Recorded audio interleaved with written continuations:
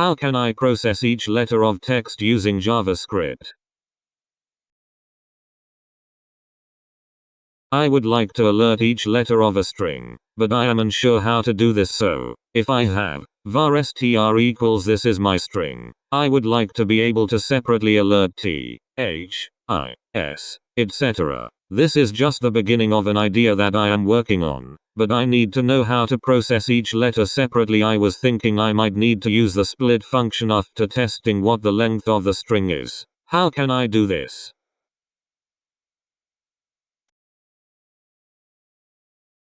If the order of alerts matters, use this.